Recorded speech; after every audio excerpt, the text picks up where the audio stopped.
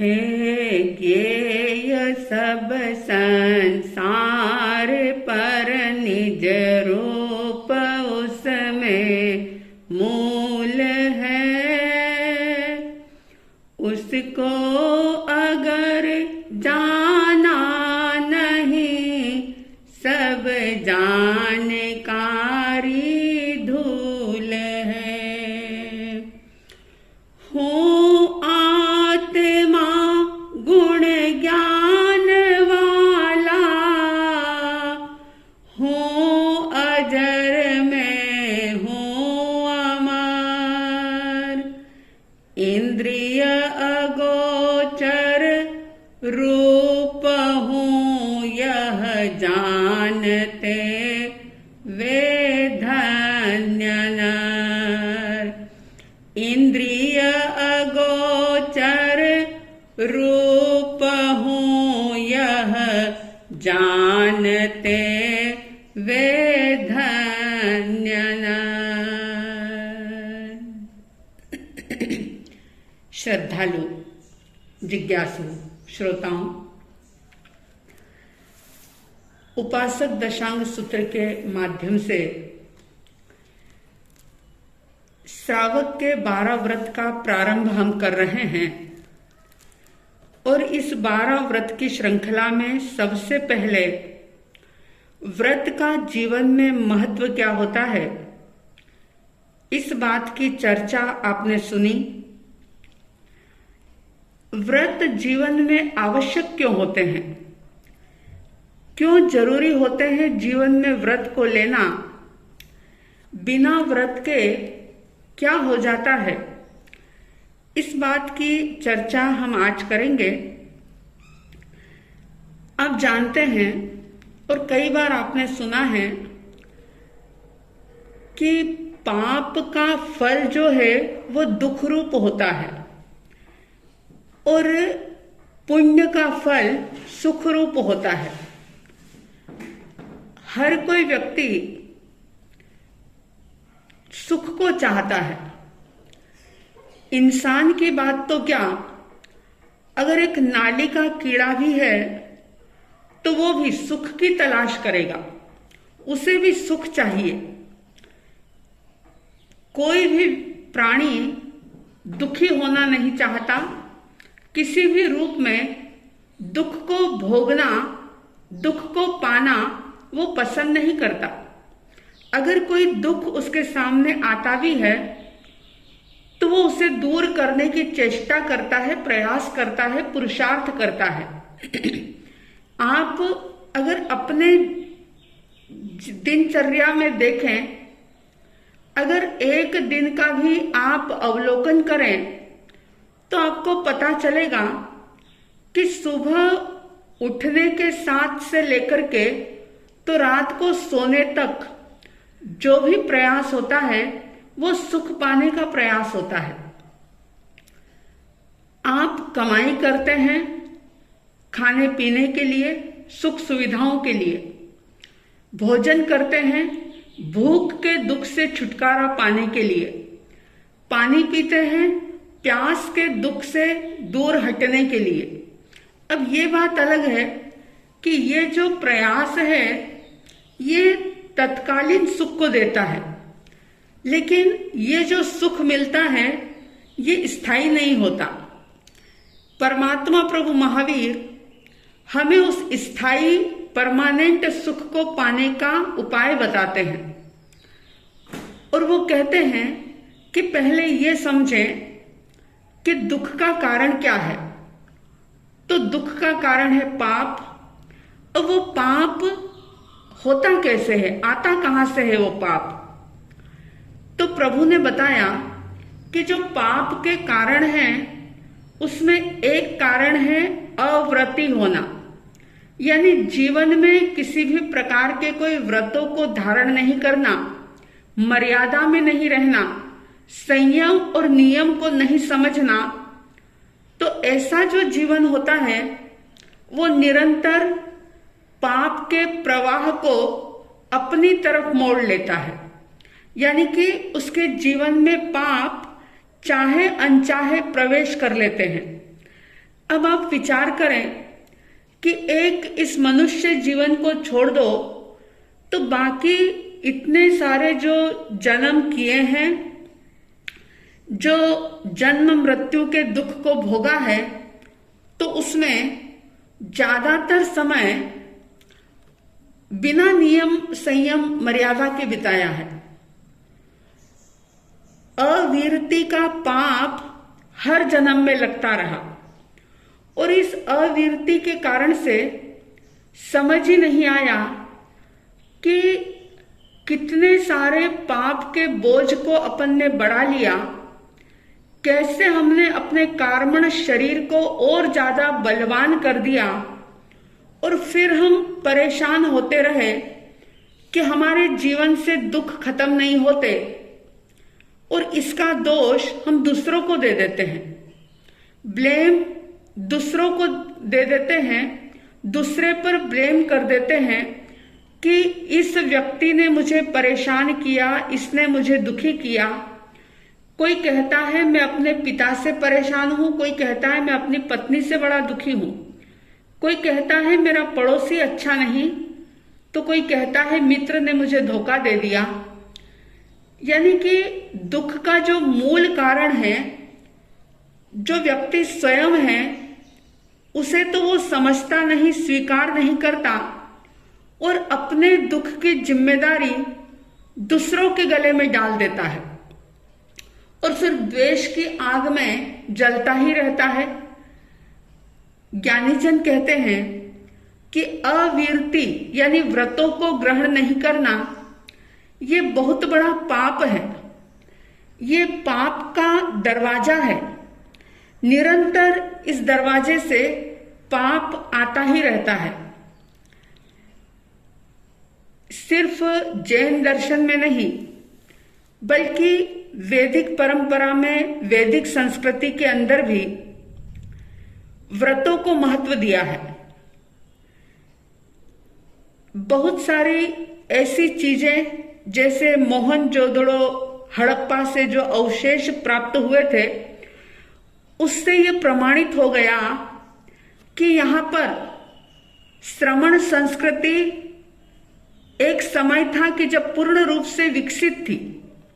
और आप जानते हैं कि मुख्य रूप से दो ही संस्कृतियां चली, एक श्रमण संस्कृति और एक वैदिक संस्कृति।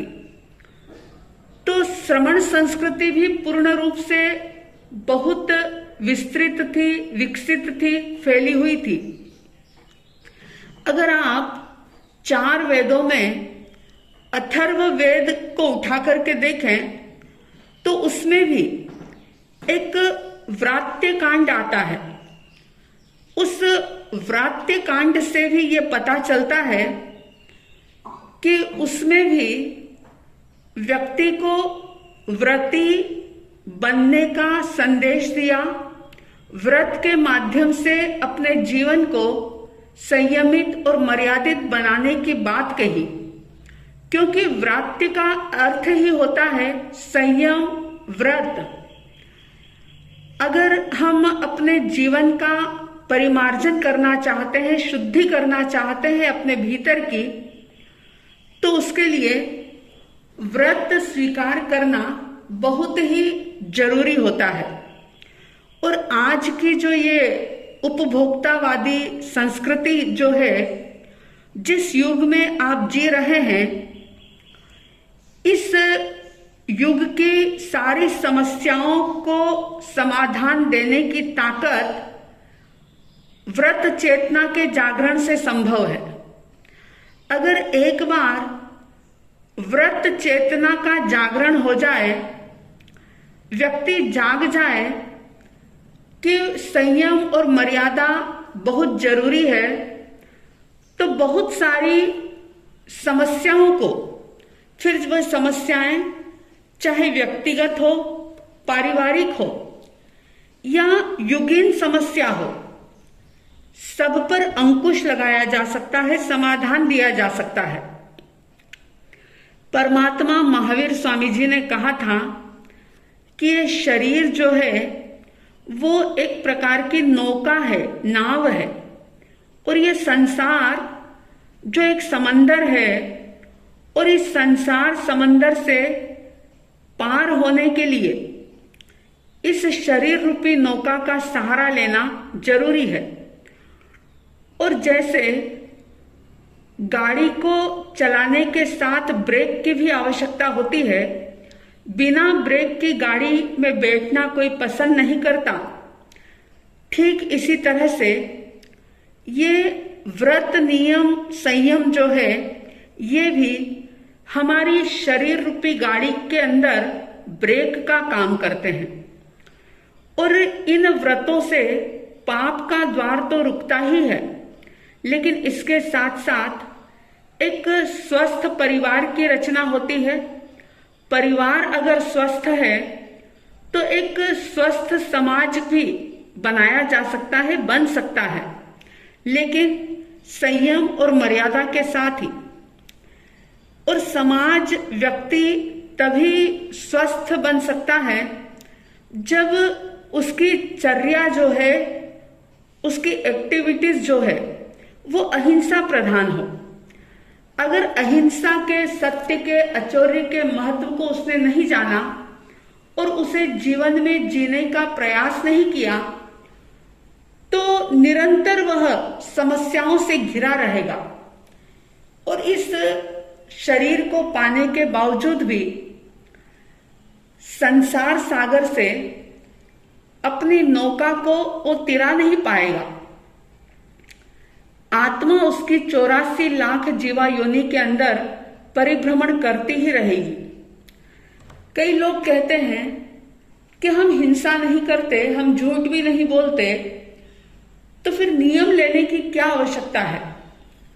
नियम अगर ना भी लिया जाए और ऐसे ही हम उन चीजों का पालन करें तो क्या होगा? तो देखिए, नियम जो है वो हमारे भीतर में एक बल पैदा करता है, हमारे मनोबल को दृढ़ करता है। क्योंकि अगर आपने एक पक्का संकल्प किसी गुरु की साक्षी में या अपनी आत्मा की साक्षी से ले लिया, तो फिर मन से भी आप उसे चाहेंगे नहीं, मन से भी उसका भोग उपभोग छूट जाएगा। और अगर वैसे ही आप पालन कर रहे हो और जीवन में कोई ऐसी परिस्थिति उपस्थित हो जाती है, तो व्यक्ति का संकल्प बल डगमगा जाता है और वो सोचता है कि कोई बात नहीं, चलो अभी ये सिचुएशन है और इस सिचुएशन में ये ऐसा करना जरूरी है तो मैं कर लूं, फिर बाद में देखा जाएगा, प्रायश्चित ले लेंगे। लेकिन अगर उसने वो संकल्प, वो नियम किसी गुरु के मुख से धारण किया है, पूरी समझ के साथ, होशो हवास के साथ अगर उसने उस नियम को अंगीकार स्वीकार किया है, तो वह किसी भी हालत में अपने नियमों के साथ समझौता नहीं करेगा। और अगर आप उपासक दशांग में वर्णित 10 श्रावकों के जीवन को देखेंगे तो आप पाएंगे कि उनके जीवन में व्रत लेने के बाद कैसे कैसे उपसर्ग आए, परिचय आए, कष्ट आए, कितनी प्रतिकूल परिस्थितियां पैदा हुई। स्वयं की पत्नी ही दुश्मन बन गई, लेकिन फिर भी उन्होंने अपने व्रत को खंडित नहीं होने दिया। क्यों? इसलिए कि व्रत के महत्व को जाना था, व्रत की जीवन में आवश्यकता क्या होती है उसको जाना था। और उसको जान करके जो स्वीकार करता है वो निश्चित रूप से ताउम्र उन व्रतों का सहज रूप से पालन करता है। या यूं कह दूं कि उसके वे नियम बड़े ही सहज रूप से पल जाते हैं, निभ जाते हैं। तो हम अपनी अंतस चेतना को जागृत करते हुए इन नियमों के महत्व को समझें, जानें। जैसे लोग ये कहते हैं कि अगर हम कोई चीज का उपयोग ही नहीं करते तो फिर भला उसका त्याग करने की क्या जरूरत है। उसका नियम लेने की क्या जरूरत है जबकि हम उसे यूज ही नहीं करते, उपयोग में ही नहीं लेते। तो इसके लिए ज्ञानी जन एक बहुत सुंदर उदाहरण देते हैं कि आपने बड़ा ही सुंदर आलीशान मकान बनवाया, बंगला बनवाया, उस बंगले में आपने लाइट फिटिंग करवाई, कनेक्शन लिया। अब किसी कारणवश आप उस मकान में जा नहीं पाए रहने के लिए, लेकिन बिजली का मीटर जो है वो चालू है क्योंकि कनेक्शन लिया हुआ है, तो आपको उसका चार्ज पे करना ही होता है, चार्ज भरना ही होता है। अब कोई व्यक्ति ये सोचे कि भाई मैं तो इसको उपयोग ही नहीं करता, फिर मैं बिना मतलब से क्यों पे करूं पैसा, क्यों मैं इसका बिल भरूं। तो समझदार व्यक्ति उसको सलाह देता है कि भाई जब तक कनेक्शन रहेगा, चाहे तुम उपयोग करो या ना करो, आपको चार्ज तो देना ही पड़ेगा। अगर आप चार्ज भरना नहीं चाहते हो तो सीधी सी बात है, सिंपल तरीका है कि आप कनेक्शन कट करवा दो। और अगर कनेक्शन कट करवा दिया तो फिर आपको किसी भी प्रकार से चार्ज भरना नहीं पड़ेगा। बस ज्ञानीजन यही बात कहते हैं कि आपकी हमारी जीवात्मा, क्योंकि ये बात तो आप अच्छे से जानते ही हैं, समझ ही गए हैं कि शरीर जुदा होता है, अलग होता है, लेकिन आत्मा जो है वो अजर है, अमर है, अविनाशी है।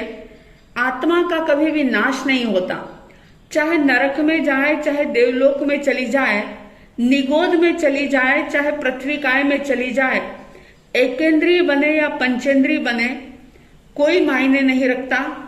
लेकिन आत्मा जो है वो अपने उसी रूप में रहती है, आत्मा कभी भी मरती नहीं। और जो भी पाप या पुण्य का संबंध जुड़ता है वो आत्मा के साथ जुड़ता है, क्योंकि ज्ञान चेतना आत्मा के पास है, शरीर के पास नहीं है। अगर सिर में दर्द हो रहा है तो सिर को नहीं पता कि दर्द हो रहा है, लेकिन उसका अनुभव आत्मा करती है, क्योंकि ज्ञान इस सिर के पास या शरीर के अंदर नहीं है। ज्ञान जो है वो आत्मा का गुण है। तो अगर आपने कनेक्शन कट करवा दिया तो आपको पे नहीं करना पड़ेगा। इसी तरह से जहां जहां भी ये जीवात्मा गई है, हमेशा ही अविरति का पाप इसने एकत्रित किया है। व्रतों को ग्रहण नहीं किया, समझ को नहीं पाया, धर्म नहीं मिला, सद्गुरुओं का सानिध्य नहीं मिला, और ऐसा नहीं मिलने के कारण से वो अविरति के पाप को करता ही रहा, क्योंकि व्रतों को ग्रहण नहीं किया, पाप के आने के द्वार को रोका नहीं। तो ज्ञानीजन कहते हैं कि पिछले जन्मों में जो जो भी पाप का सेवन किया है उसकी क्रिया अभी तक साथ है, क्योंकि कनेक्शन कट नहीं किया। और जब तक कनेक्शन कट नहीं किया, जब तक हम उससे डिस्कनेक्ट नहीं हुए, अपने आप को अलग नहीं किया, तब तक बिजली के मीटर की तरह पाप का मीटर चालू ही रहता है।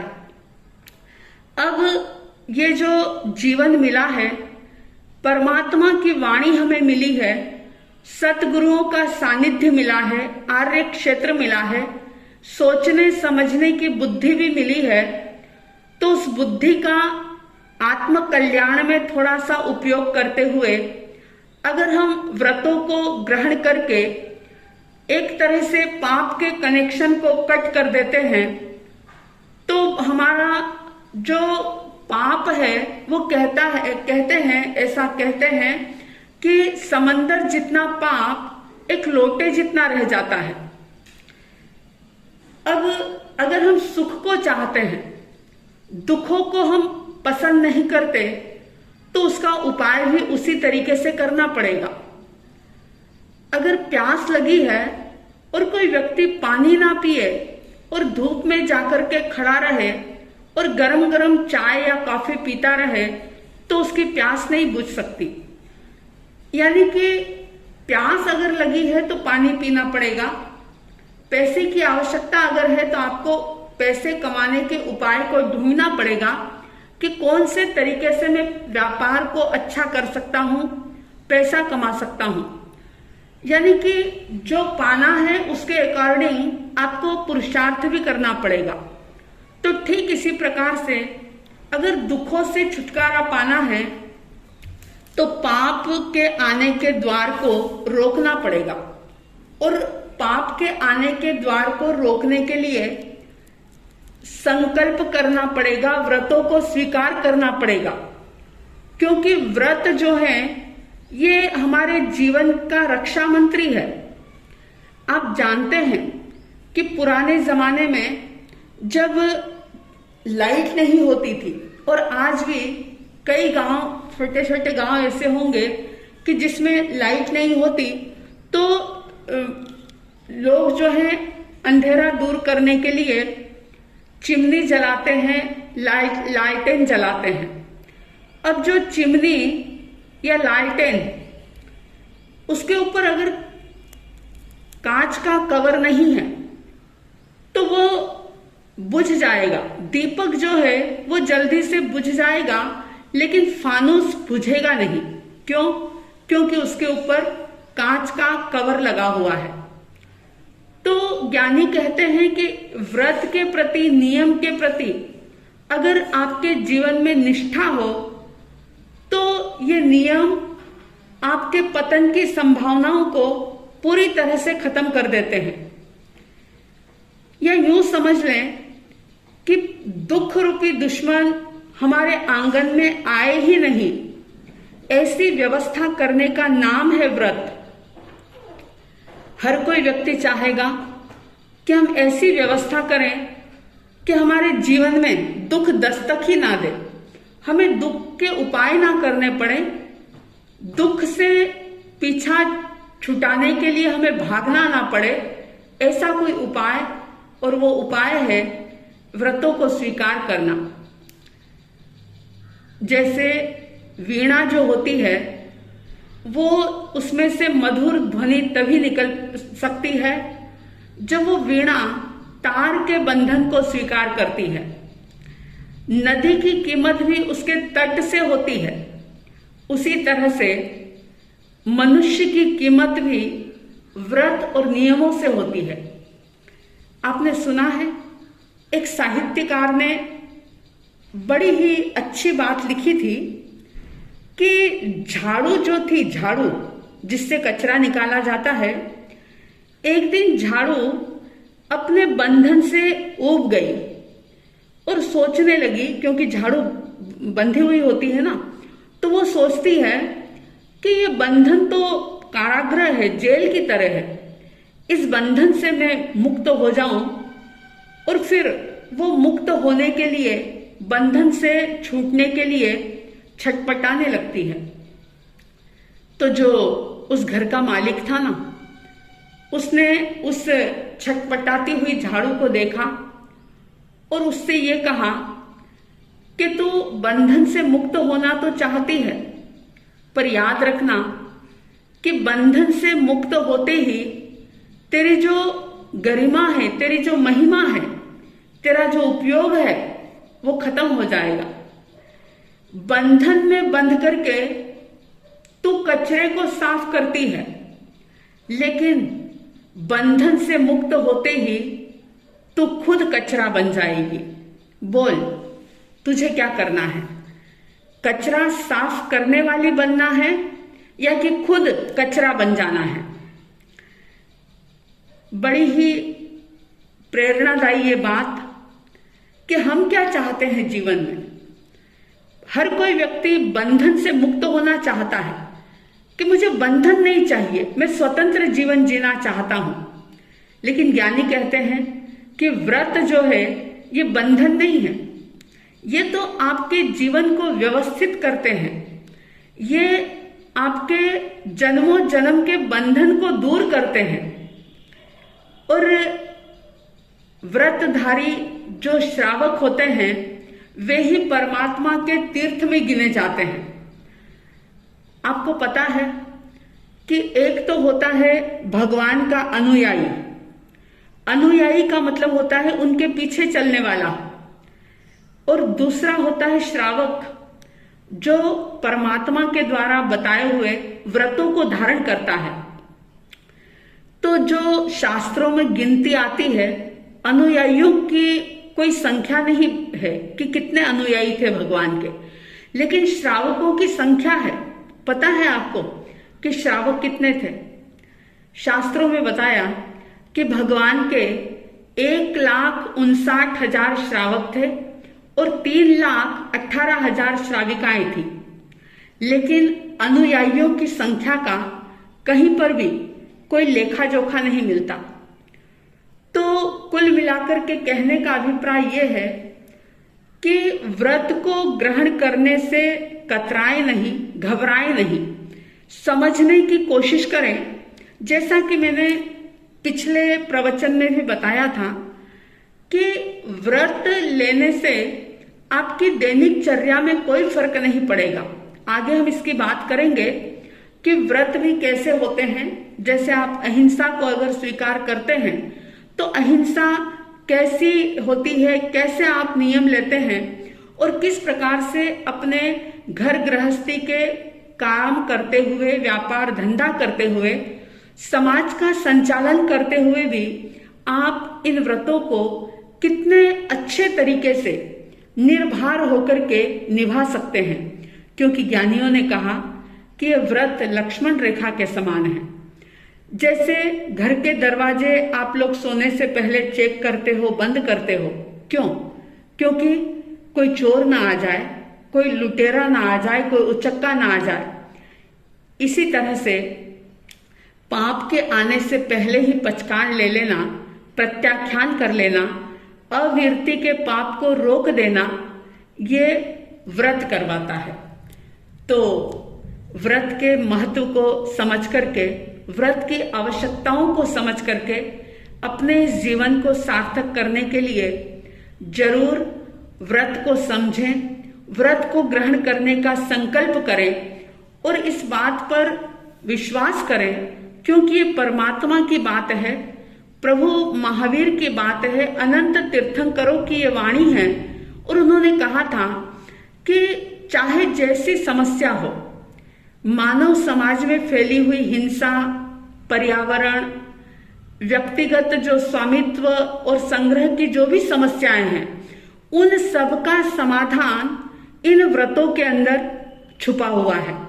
तो हर कोई व्यक्ति हर प्रकार से जीवन में समाधान चाहता है, समस्याओं से घिरा रहना कोई नहीं चाहता, लेकिन उस एवज में हमें कुछ तो करना पड़ेगा। अगर सिर्फ हम फल को चाहें और बीज बोना ना चाहें तो ये कैसे हो सकता है? अगर आपने बीज ना भी बोया, लेकिन फिर भी अगर आप फल खरीदना चाहते हैं तो कुछ तो कीमत आपको चुकानी ही पड़ती है। बिना कीमत चुकाए आपको फल प्राप्त नहीं होता, कोई भी वस्तु प्राप्त नहीं होती। तो जीवन के दुखों से छुटकारा पाने के लिए हमें भी कुछ तो संकल्प के रूप में कीमत चुकानी ही पड़ेगी। तो व्रत से आप घबराएं नहीं, ये विचार करें कि आज तक अगर मैंने व्रत को बंधन माना है तो मेरे प्रभु की वाणी ये कह रही है कि बेटा व्रत जो है वो बंधन नहीं बल्कि जीवन का प्रबंधन है। तो मैं प्रभु की वाणी के ऊपर विश्वास करूं और एक बार इन सारी चीजों को समझने की कोशिश करूं कि जिससे मेरा अनंत अनंत जन्मों से चला आ रहा पाप जो है, जो समंदर जैसा विशाल हो गया है, उस समंदर जैसे पाप को मैं एक लोटे जितना सीमित कर दूं, जिसमें कुछ नहीं करना है, बस थोड़ी सी समझ को जागृत करना है और अहोभाव के साथ नियम को स्वीकार करना है। आप सबके भीतर में व्रतों की आवश्यकता के प्रति एक चिंतन जागे, व्रतों के प्रति मन में एक अहोभाव जागे, व्रत लेने का संकल्प आप कर सकें, ऐसी साध्वी द्वय की तरफ से हार्दिक हार्दिक शुभ मंगल भावनाओं के साथ जय प्रभु महावीर, जय गुरु आनंद।